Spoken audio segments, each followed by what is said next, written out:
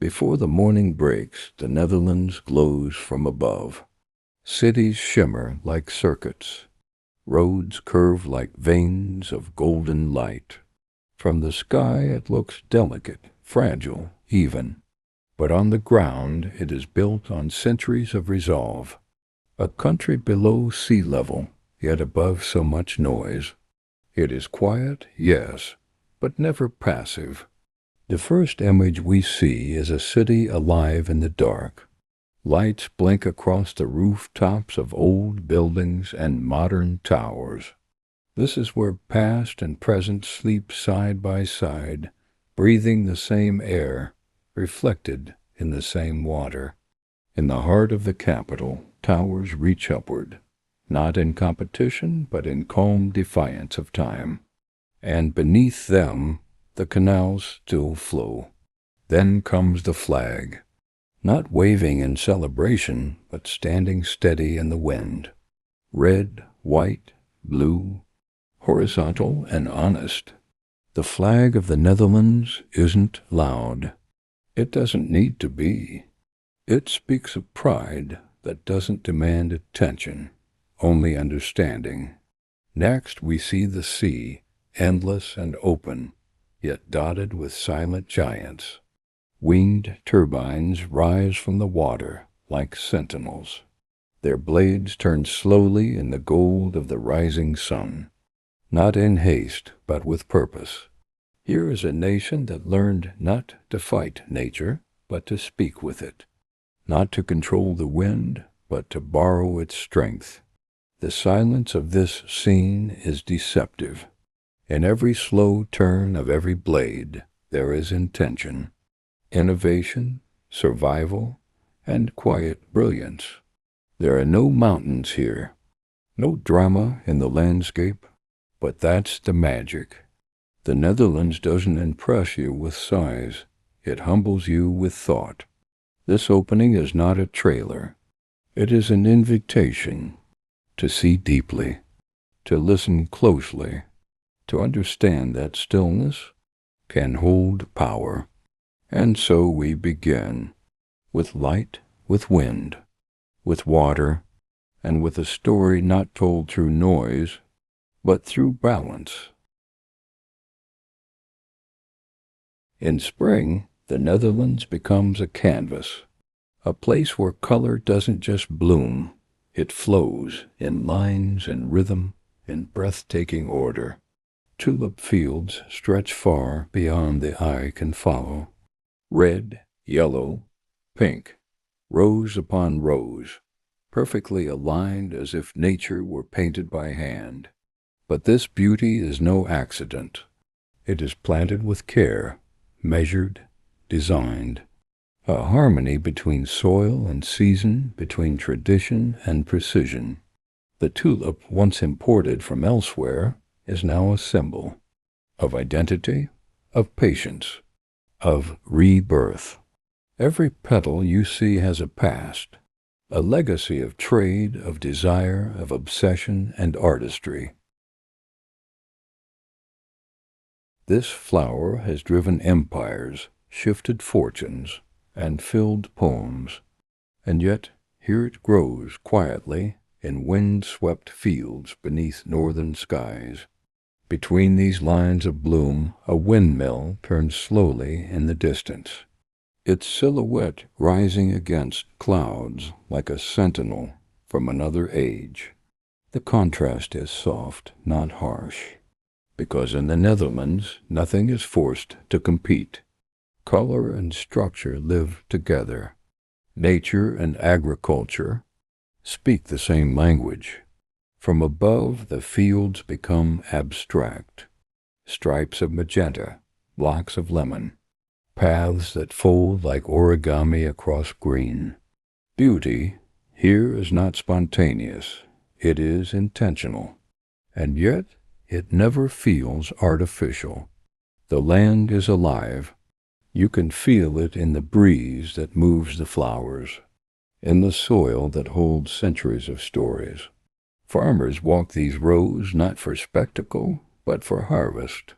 This is work, and work here is never divorced from beauty.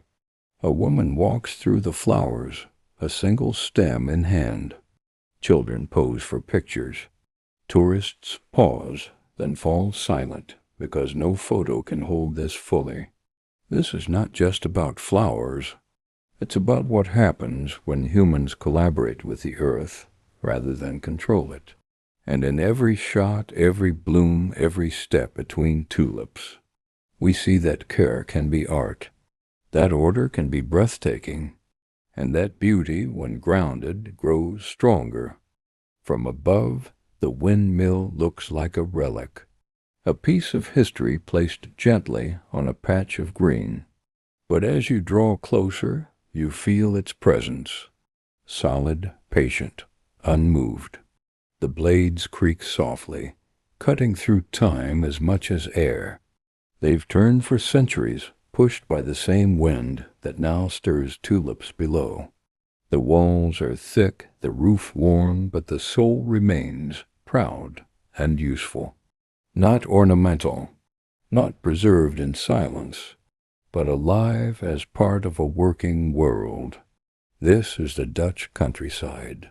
Clean lines, rich soil, and quiet power. A path curves gently past the windmill. Beside it, a canal reflects the blades as they turn, matching sky and structure in slow motion. There is no hurry here. The work gets done because it's woven into the land, into routine. The fields extend behind it, pinks, purples, yellows in bloom. But the windmill is not just backdrop. It is anchor, a symbol of what holds all this together. You can almost hear the past in the breeze. Farmers stacking hay, families sharing stories at dusk, horses trotting over cobbled roads long before cars arrived. A place like this doesn't ask to be remembered. It simply refuses to be forgotten. And as the blades turn, as the shadows shift across the land, you understand. This is not nostalgia. This is function, beauty, and memory in motion.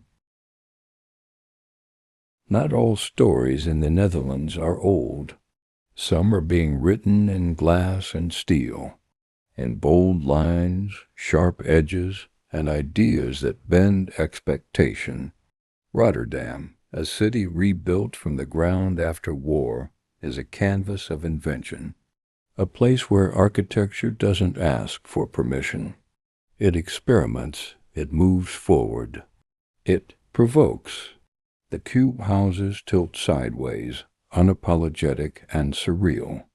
Nearby, modern towers reflect the sky in fragments, and on the ground, people move not with urgency, but with clarity. This is a city designed not just to function, but to inspire, to challenge the idea that old equals beautiful. Lines are clean, angles deliberate. The buildings speak of vision, not preservation, but possibility. Innovation lives here not in museums, but in sidewalks. Public transport glides on time. Bicycles outnumber cars. Solar panels sparkle on rooftops beside vertical gardens. And still, nature is not forgotten. Green rooftops absorb rain.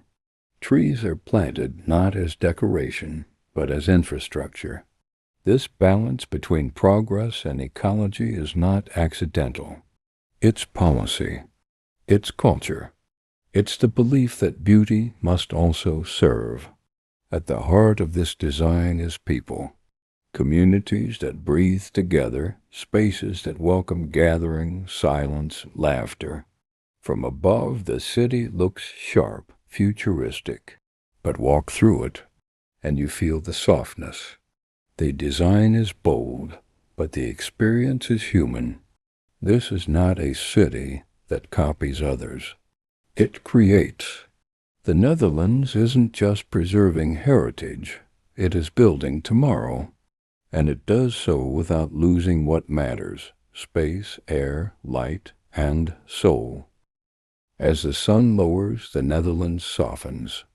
The water stills. Buildings lose their edges, reflected like memory across the surface of quiet lakes and canals. You don't hear traffic anymore. Only footsteps, the occasional bicycle bell, and in that silence, a city breathes.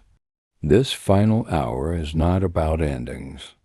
It's about presence, about pausing long enough to feel how everything is connected. The people, the structures, the wind, the water. From bridges to benches, from rooftops to rivers, the Dutch way of living is not loud. It is layered, built over centuries of learning, loss, invention, and care. In a world that rushes, this country chooses rhythm. Not stillness out of stagnation, but out of balance. Even the cities reflect this. Glass beside brick, steel beside trees. In a single view, you see 2 centuries nod at each other across time. And as the sky turns amber, we begin to understand. The Netherlands is not a destination. It is a reminder that strength can be soft, that power can be quiet, and that beauty doesn't need to shout. Thank you for walking this journey with us. If this story left a trace, even a quiet one, in your thoughts, consider subscribing to LayBack Journey. Here, we don't just show the world. We try to feel it. Until next time, take it slow. Stay curious. And may every journey bring you home, a little changed.